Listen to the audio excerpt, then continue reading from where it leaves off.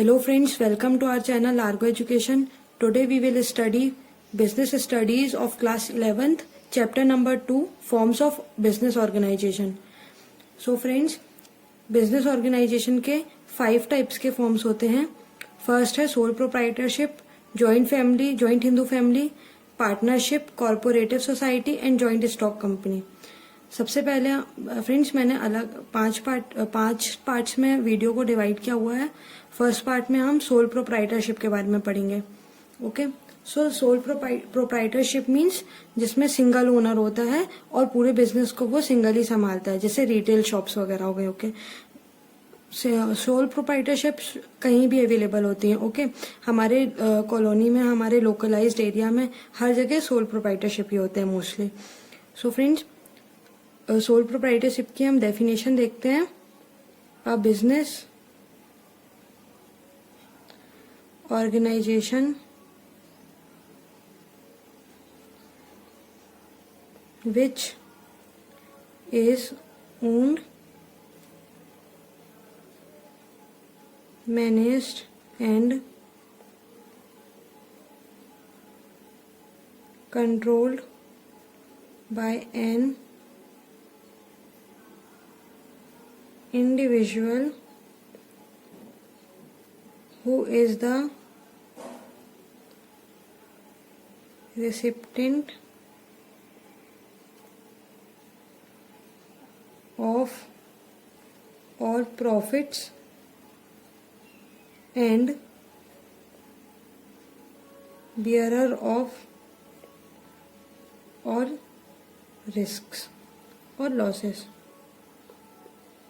Okay, so ऐसा organisation जो कि own, manage and control by एक individual okay, who is the recipient of all profits and bearer of all risk and losses. Okay, जो कि सारे profits खुद ही लेता है एंड सारे रिस्क को भी खुद ही बियर करता है, या सारे लॉसेस को भी खुद ही बियर करता है. ओके, सबसे पहले हम इसके फीचर्स देखेंगे.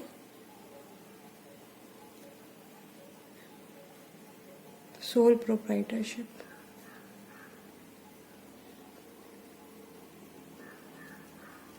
First is formation and closure.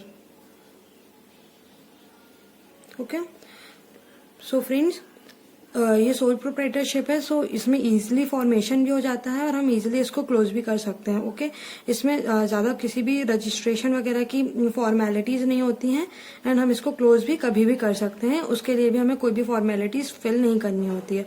Okay, second है हमारा लाइबिलिटी. लाइबिलिटी एक बहुत ही इंपॉर्टेंट पॉइंट है. ओके, लाइबिलिटी इसमें अनलिमिटेड होती है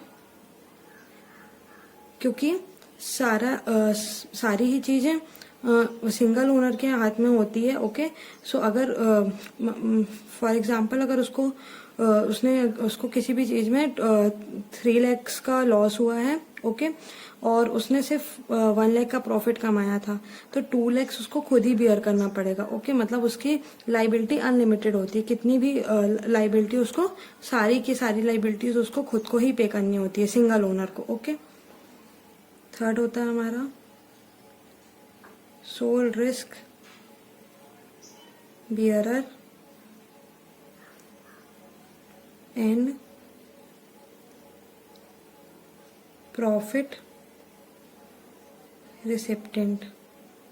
ओके, सो फ्रेंड्स, जैसे कि सिंगल ओनर होता है तो उसको ही सारे रिस्क बियर करने होते हैं एंड सारे ही प्रॉफिट वो खुद ही कमाता है. ओके, कुछ भी लॉस होता है वो खुद ही पे करेगा और कुछ भी प्रॉफिट होता है वो खुद ही गेन करेगा. ओके, सो जैसे कि मैंने आपको पिछले वीडियो में बताया था, greater the risk higher the profit. Okay, so जितना ज्यादा रिस्क होता है उतना ज्यादा प्रॉफिट होता है. फोर्थ पॉइंट है कंट्रोल. जैसे कि सोल प्रोप्राइटरशिप है, सो सारा कंट्रोल, सारे डिसीजंस सिंगल ओनर के हाथ में होते हैं. ओके, और सारी कंट्रोलिंग पावर भी उसी के हाथ में होती है. फिफ्थ, नो सेपरेट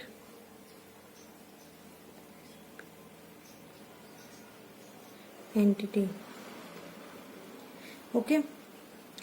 इसमें कोई भी सेपरेट एंटिटी नहीं होती। सेपरेट एंटिटी मीन्स मतलब ओनर और बिजनेस अलग अलग नहीं होते हैं, सेपरेट नहीं होते हैं, ये एक ही होते हैं। ओके।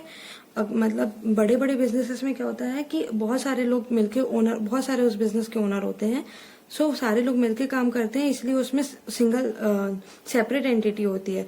बट इसमें सिर्फ सिंगल ओनर होता है, इसलिए इसमें हम बिजनेस मतलब जो भी बिजनेस में लॉस होगा वो ओनर को लॉस होगा। ओके। और जो भी बिजनेस में प्रॉफिट होगा वो ओनर को प्रॉफिट होगा। सो इसमें नो सेपरेट एंटिटी होती है। Sixth, lack of business continuity.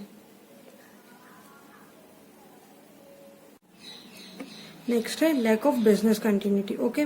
So friends, lack of business continuity का मीन्स बिजनेस ज्यादा टाइम तक रन नहीं कर पाता है, क्योंकि सिंगल ओनर होता है। अगर इनकेस उसकी तबीयत खराब होती है या वो इनसेन हो जाता है, पागल हो जाता है, ठीक है, तो फिर उस आगे बिजनेस रन करने वाला कोई नहीं होता। सो इसलिए इसमें लैक ऑफ बिजनेस कंटिन्यूटी होती है। So friends, next topic is merits of sole proprietorship. Merits feature से ही कुछ मेरिट्स लिए गए हैं, कुछ डीमेरिट्स लिए गए हैं। Okay. So first point is quick decision making.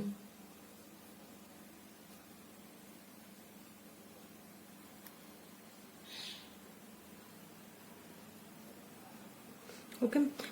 So sole proprietorship mean single owner है, तो इसमें कोई भी डिसीजन लेने में टाइम नहीं लगता। अगर जैसे पार्टनरशिप की बात करें तो पार्टनरशिप में बहुत सारे पार्टनर्स मिलकर काम करते हैं, तो डिसीजन लेने में भी टाइम लगता है। ओके। लेकिन सोल प्रोप्राइटरशिप में सिंगल ओनर होता है, वो खुद ही डिसीजन ले लेता है और डिसीजन लेने में उससे ज्यादा टाइम भी नहीं लगता है। ओके। सो ये इसका एक मेरिट हो गया। Second is confidentiality. Okay. Means secret. Okay. Confidentiality means जो भी डिसीजन वो लेता है वो किसी को उसको बताने नहीं होते। ओके। तो सारे जो भी डिसीजंस लेता है वो सारे सीक्रेट रह जाते हैं। ओके। कहीं भी यहाँ वहाँ बातें फैलती नहीं है। सो इस वजह से भी एक मतलब सोल प्रोप्राइटरशिप में ये बेनिफिशियल होता है। Third is direct incentive.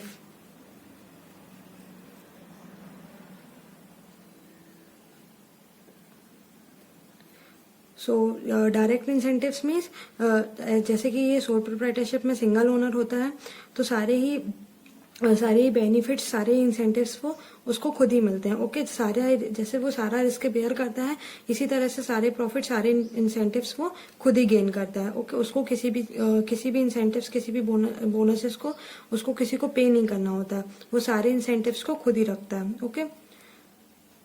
Fourth is ease of formation and closure। Okay.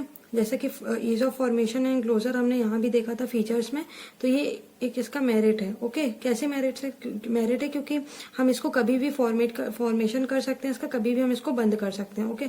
अगर हमें प्रॉफिट नहीं हो रहा है, हमें लॉस ही लॉस हो रहा है, तो हम इसको बंद भी कर सकते हैं। लेकिन अगर हमें खोलना है तो इसके लिए हमें कोई भी ज्यादा रजिस्ट्रेशन की प्रोसेस नहीं करनी होती है। हम इसे डायरेक्ट कभी भी खोल सकते हैं, कभी भी इसको बंद कर सकते हैं। Okay. Fifth point is sense of accomplishment।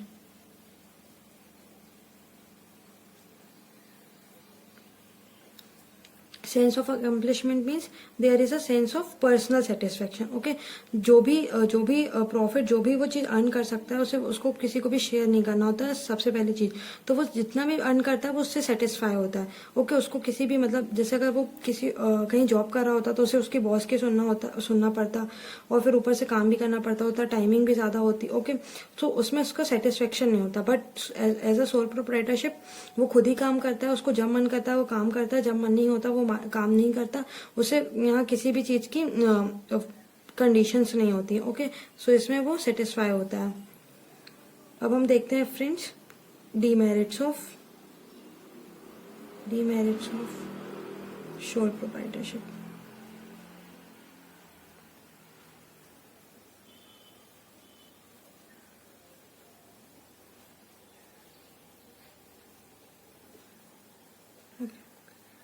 So first point है इसमें डीमेरिट में limited resources. So friends, generally sole proprietorship हमेशा स्मॉल स्केल बिजनेस होता है, ओके, क्योंकि सिंगल ओनर को करना होता है, इसलिए वो ज़्यादा बड़ा बिजनेस नहीं रखता है, इसलिए इसमें रिसोर्सेज और इन्वेस्टमेंट भी हमारा लिमिटेड होता है, ओके, और हमें प्रॉफिट भी इसमें लिमिटेड ही होता है। Second, limited life of business.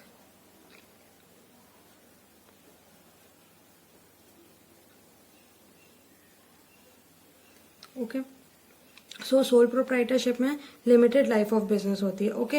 अगर इन केस डेथ, इंसॉल्वेंसी या इलनेस हो जाती है अगर ओनर को, तो वो बिजनेस को क्लोज करना पड़ता है। सो इसलिए हमेशा इसकी लाइफ लिमिटेड होती है, ओके, शॉर्ट पीरियड होता है, ज़्यादा लंबे समय तक रन नहीं करता, ओके। थर्ड है हमारा अनलिमिटेड लाइबिलिटी। सो फ्रेंड्स, मैंने आपको जैसे बताया था फीचर्स में कि इसकी लाइबिलिटी अनलिमिटेड होती है, ओके। जो ऑफ कोर्स सोल प्रोप्राइटरशिप है, तो जितने